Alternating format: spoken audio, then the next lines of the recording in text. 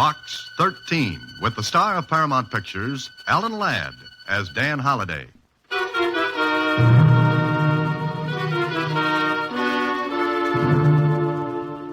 Box 13, care of Star Times. I don't know whether going after a ghost is your idea of an adventure, but I think I may have one for you. I don't believe in ghosts either. At least I don't think I do. However, if you're interested, my name is Michael Davis. I'm an artist, and my studio is at 183 Lincoln Mews. I'm there almost all day.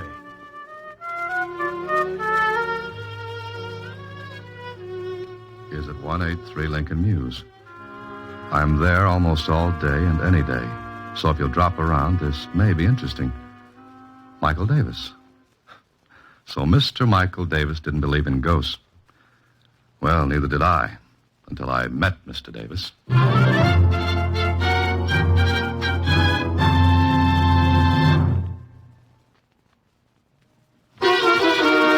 And now, back to Box 13 and Dan Holliday's newest adventure, The Haunted Artist. Ghosts? Gee, Mr. Holliday, are there such things? Ever see a bank account after March the 15th? Huh? Skip it, Susie. Michael Davis. He says he's an artist. Do you know anything about art, Susie? Well, I've been to the museum where they have that statue of the Venus B. DeMille. That's Venus de Milo. The one without arms? Uh-huh. Oh.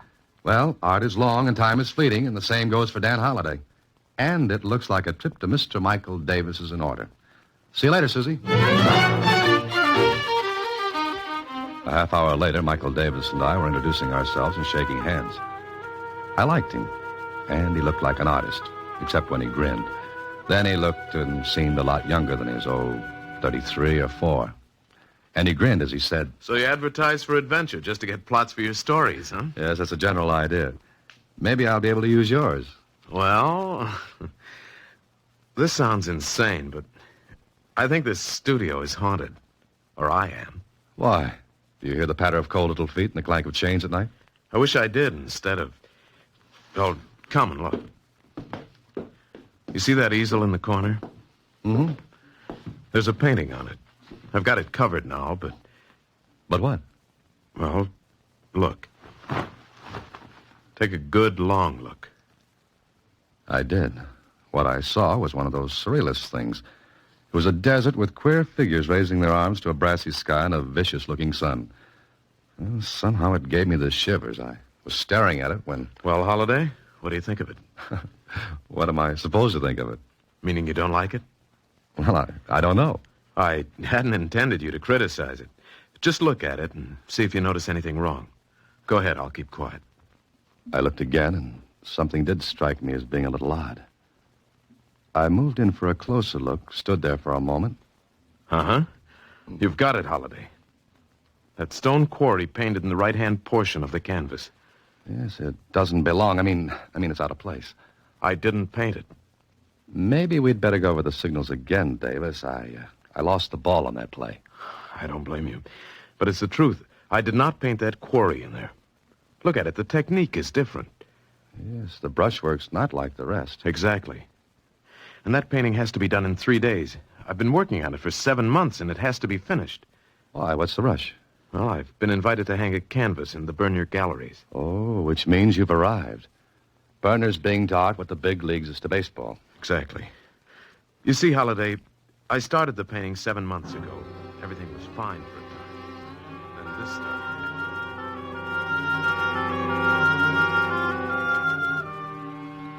What Davis told me was this.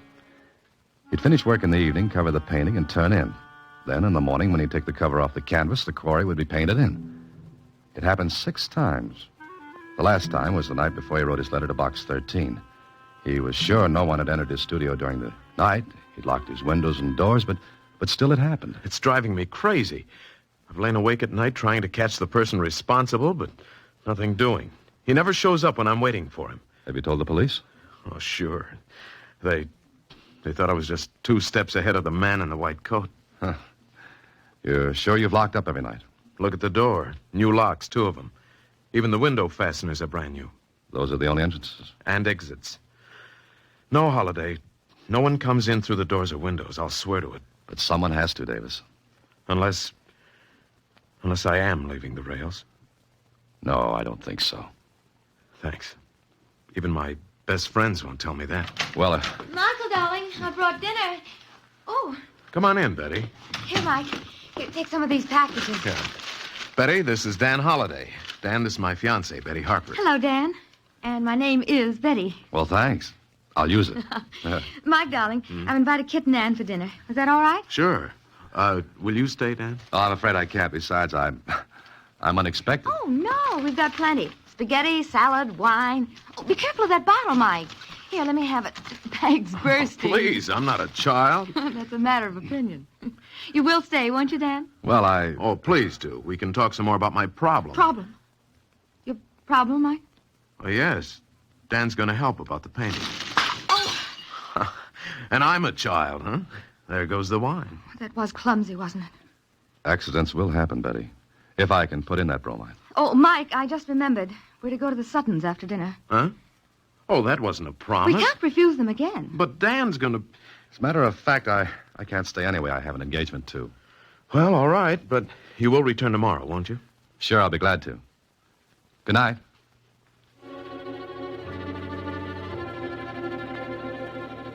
Well, I like this. It looked good. Especially when Mike's own girlfriend was anxious to deal me out. That Betty didn't want me on the team. It was easy to see as the brass button in a collection plate. She didn't drop that bottle of wine. It jumped out of her hands when Mike said I was going to help. Why? Well, I'll have to find that out. I got to my apartment after dinner and sat down to think about it when... Hello? Is this Dan Holliday? Yes, it is. Who's this? Well, never mind. Just a moment. Hello? Hello? Holliday, you're to keep away from Michael Davis. Forget the whole thing, understand?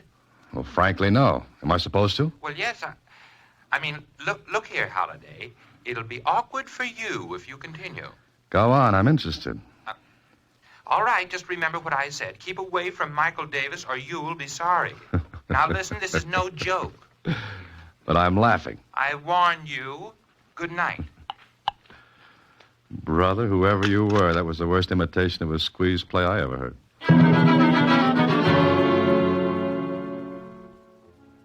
Are you kidding, Dan? No, someone called me last night, wanted me to keep away from you. Why, it must have been a joke. Does anyone want to keep this painting out of the burner galleries for some reason? I thought of that. You mean sabotage, sort of? Yeah, that's it. Well, who? No one I know of. You're sure, Mike? Of course. You done any work on the canvas today? Yes, I scraped off the stone quarry and started my own work again. Then I've got an idea. What time is it? 4 o'clock. Why? Got any sealing wax? Sealing wax? Well, no, I haven't. Oh, can you get some? Well, yes, there's a store a block down the street, but what do you want with sealing wax? Well, for one thing, we're going to prove there's no ghost. Or what? or that there is one. Now, run down and get the wax. All right, you're the boss. Make yourself at home. I'll be back in a few minutes. I worked fast to get the thing done before Mike came back. I took every tube of paint, every brush, every palette I could see, and wiped them clean. Then I put them back where they had been. And just in time, Mike came back, handing me the sealing wax. Oh, will this be enough, Dan? Oh, yes, I think so. Okay. Now we'll lock all the windows. And be sure they're locked. What are you up to? You see, we can find out if someone gets in here while you're asleep. We'll seal the locks and bolts with this wax, and Yes, but wax can be broken. if it is, we'll know someone came in the windows of the door. Yeah, but the person could reseal the locks, and sealing wax melts easily enough. Sure, but he couldn't put the imprint of my signet ring back in the wax without getting the ring from me first. And I'm very fond of this ring. Never take it off my finger. Okay, Mike, let's go to work on the windows.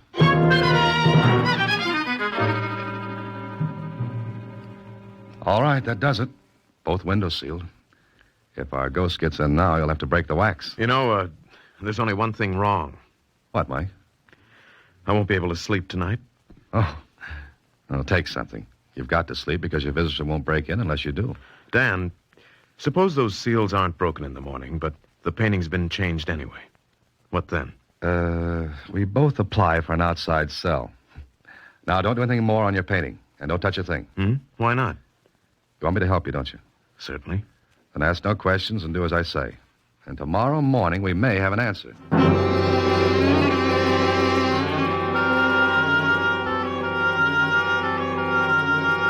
11 o'clock that night before I left Mike's studio. He had taken a sedative and was sleeping like a baby. I turned off the lights, checked the seals in the windows. All okay.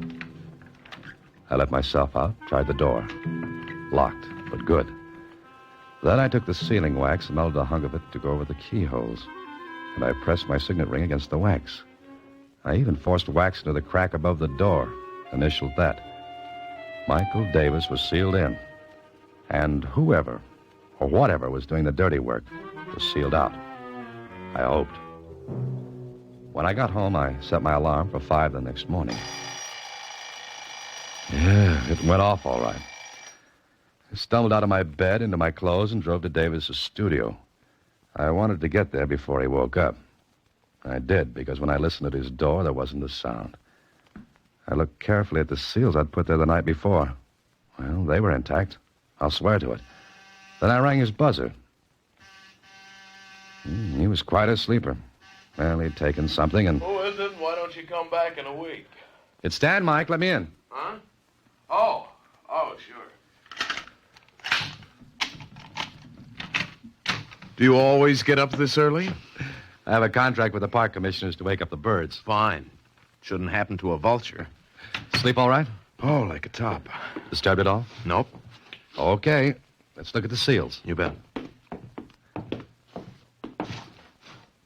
Well, this one's all right.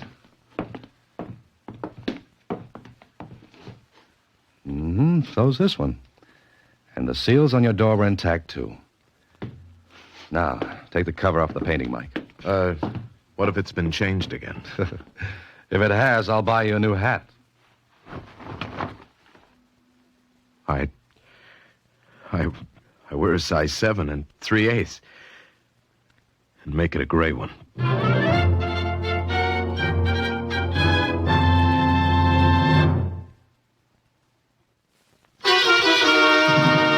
Back to The Haunted Artist, another Box 13 adventure with Alan Ladd as Dan Holliday. Well, the painting was changed. Davis swore he hadn't done it, and I believed him. But if he hadn't... Okay, there had to be an answer. I took all the tubes of paint, brushes, and palettes with me when I left Davis. Also the painting itself. I wouldn't tell him why. Lieutenant Kling at police headquarters was more curious. What are you doing, taking a home course in detective work? Yes, I'm on my 4th lesson. It's entitled, How to Be a Nosy Cop. What's the gag, Holliday? Look, there's no gag. I just left a guy who's biting his nails so badly he was working on his elbow a few minutes ago. Kling, run fingerprint tests on those tubes and brushes and palettes. Then compare them with the prints on this glass, will you? Whose glass is it? Belongs to an artist friend of mine. I swiped it when he wasn't looking. What have you got in that big package? A body. Whose? All right, it's a painting. And you don't know anything about art. I knew an artist model once. She wasn't as bad as she was painted.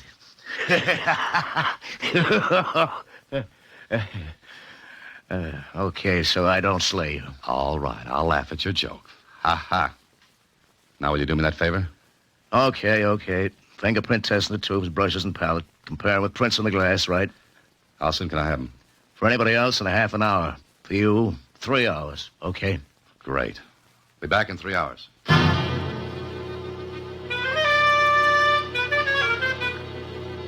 After leaving Kling, I went to the Star Times and learned the name of an art expert. An hour later, I showed him Mike's painting. That is quite good. Yours? No, it's a friend of mine's. Good brushwork. Excellent composition. Wonderful color. And with this has no place in the picture. Look, I've got a lot of things to do. What I want you to do is look at the painting and tell me whatever you can about it. I'll pay you, of course. Oh, very well. But it will take maybe 2 hours to do a good job. You understand? Oh, yeah, sure. I'll be back in 2 hours. Well, it was a merry-go-round. From Kling to the art expert, from him back to Kling.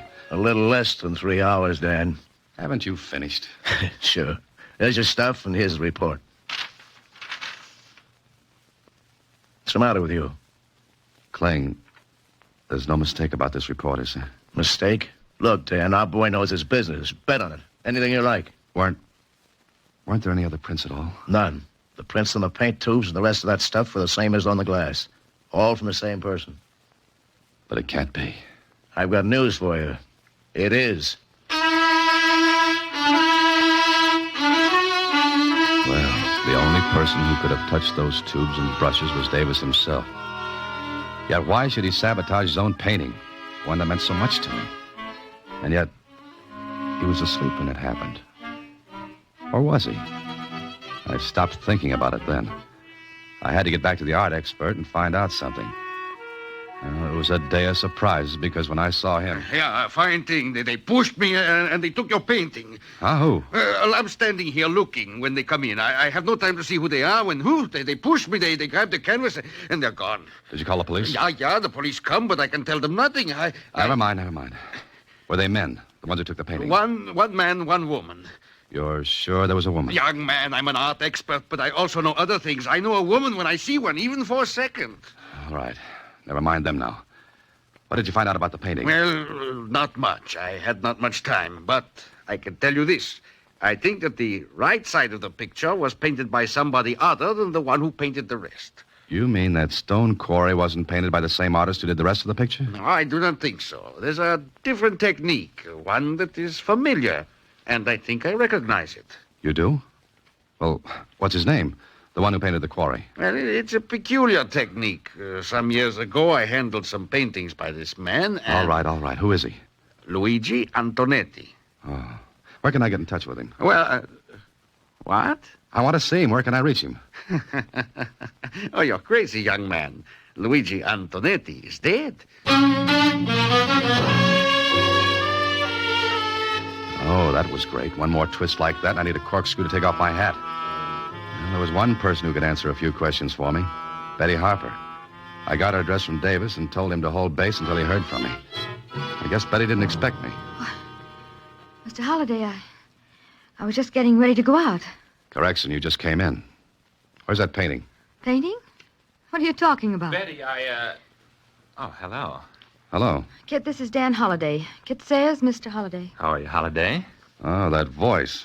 The voice of doom over the phone. Well, really, Kit, that was a bad job. Well, Be quiet, Kit. Where's that painting? Now, Mr. Holliday. You know you've let yourself in for a vacation on the taxpayers' money with that trick? Now, really, it was a joke, wasn't it, Betty? Mr. Holliday, Kit really thought he was helping out in a practical joke. Well, wasn't I? Look, will you go? Now, Holliday... Oh. All right. But I must say, it all turned out very stupidly. Okay, Betty. So you've got the painting. Yes. Now, will you please let me alone? Will you let Mike alone?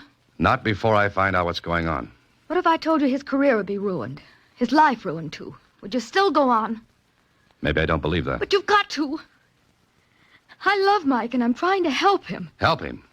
Look, if Mike doesn't finish that painting, it won't hang in the Burners' galleries. What becomes of his career then? You're robbing him of his chance, not helping him. Then I'll rob him of it. I'd rather do that than... Then what? I've said enough. Oh, please, you've got to believe me, Dan. All I want is for Mike to be happy. And all I want to know is what's going on. And what does Luigi Antonetti have to do with all this? How did you find that out? It doesn't matter. Is Luigi Antonetti still alive? He's dead. And how can he paint that quarry on Mike's canvas? Get out of here. You get out. All right. All right, but I'll find out. If you do and any harm comes to Mike, I swear I'll kill you. Now get out.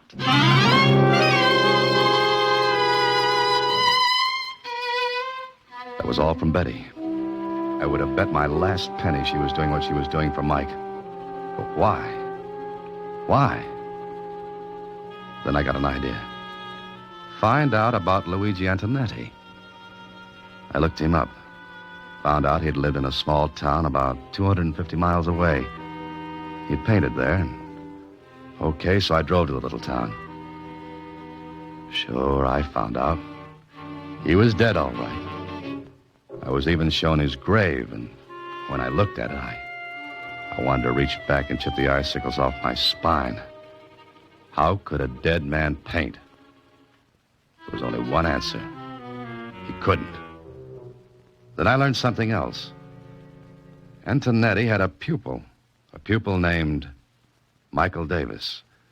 More questions, and finally I found an old school teacher who remembered. Michael, of course. Wonderful boy. Luigi Antonetti taught him painting. He said Michael had a brilliant career ahead of him. I see. Well, Mr. Evans, do you know what became of Michael? Well, I think he went to the city, although I haven't heard. When did he go? I believe shortly after he graduated from high school. That must be 16 years ago. Yes, it was right after his best friend was killed. His what? Yes, poor boy. He fell into the old quarry. Quarry? Stone quarry? Well, yes, it was one night after a senior party. I think, yes. Both lads, Michael and Arthur, were in love with the same girl, you see.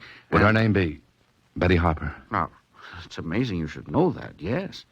How about this Arthur? Well, it was quite dark. Arthur, I believe, went back to get something. The bridge across the quarry must have broken. Michael was upset for days, even though Arthur was his rival for Betty. Thank you. Thank you very much, Mr. Evans. You'll excuse me, but I've got to hurry. I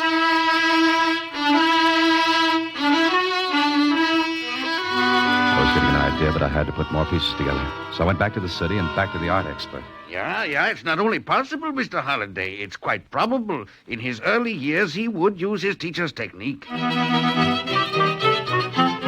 Next stop, a psychiatrist. Certainly, Mr. Holliday, that's quite possible. There are numerous case histories similar to it in general form. Now things began to fit together. The different technique, that of a dead man, yet only Davis's fingerprints on the tubes and brushes. Betty's concern and her willingness to see his career stopped rather than have me find out the reasons for everything that happened. But I had to bring the whole thing out in the open. So later in Mike's studio... Let me get this straight, Dan. You say I'm doing that myself, ruining my own painting? Yes, you are, Mike. Don't listen to him, Mike. Now, please don't. What's the matter with all of you? Mike, you've got to listen to me. And he's got to listen to me and Dr. Rawlings. Why did you bring a doctor? I'm not only a doctor, Mr. Davis, I'm a psychiatrist. Are you trying to tell me I'm crazy? No, of course you're not. But you will be if you don't let us help. Now, listen, you want your career, don't you? Certainly. All right, you won't have it if you don't let us help. It won't be helping. Oh, Mike, send them away, please. Mike, do you remember a person named Arthur Denning? Denning? No, I don't. Now, will you let him alone? Betty, believe me, this is better for him. Ask Dr. Rawlings. Tell him, Doctor. I'm sure Mr. Davis has a guilt complex. Oh, yes. Unless we find out why, he'll never finish this painting. Perhaps never finish any other. Why not? What would stop me? Your own mind, Mr. Davis. Mike, you know as well as I that no one came into your studio the night we sealed it up. No one. You were the only person in here. Now do you see? Not quite.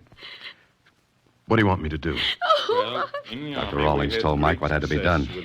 Davis agreed. I think that... It took only a few seconds for Rawlings to inject a drug into Davis's arm. Then we waited until... All right, he's under. You asked the question, Mr. Holliday. Mike, can you hear me? Yes. Now listen, Mike. It's 16 years ago. You're in high school. A senior. There's a senior party. It's night. Remember? Yes. It's dark. Who's with you, Mike? Betty and Arthur. What happened that night, Mike? I killed Arthur. Mike, no. Be quiet. How did you kill him, Mike? He had to go back for something. I told him to take the shortcut over the quarry. Then what happened? I forgot. You forgot what? The bridge. The bridge was broken. It was dangerous. But I forgot. I wouldn't have sent him. Yes, I know. He was killed, wasn't he? Yes. I loved Betty. So did he. Everyone would have said I killed him. But I didn't. I just forgot about the bridge.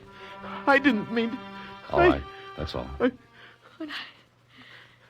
I thought he did it deliberately. You see, Miss Harper, his conscious mind refused to admit his guilt, so he forgot completely. His conscious mind forgot to protect him from the terrible feeling of guilt. But ultimately it came out. He learned painting from Luigi Antonetti 16 years ago. So it was natural at first that he used Antonetti's style, technique. Then, 16 years later, his mind goes back into the past, controls his hand, and he paints as he did 16 years ago. But he paints that quarry. The quarry which was associated in his mind with his guilt, or what he thought was his guilt. And now? What about now? Now, when he wakes up, we'll tell him and he'll be all right. For good.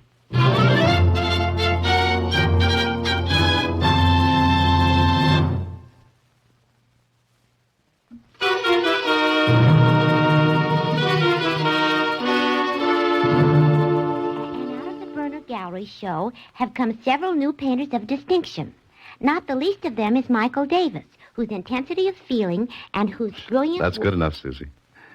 Well, looks like he's all right, doesn't it? Gee, isn't the human mind wonderful? Well, that depends on which way you look at it. Uh-huh. I was psychoanalyzed once. Oh? And what did you find out? We've got a lot of mail to open, Mr. Holliday. Oh. Good night, Susie. Next week, same time, Alan Ladd stars as Dan Holliday in Box 13.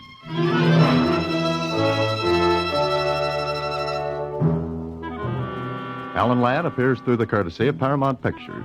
Watch for him in his latest picture, Saigon. Box 13 is directed by Richard Sandville, with an original story by Russell Hughes, and original music composed and conducted by Rudy Schrager. The part of Susie is played by Sylvia Picker. That of Lieutenant Kling by Edmund MacDonald. Production is supervised by Vern Karstensen. This is a Mayfair production from Hollywood.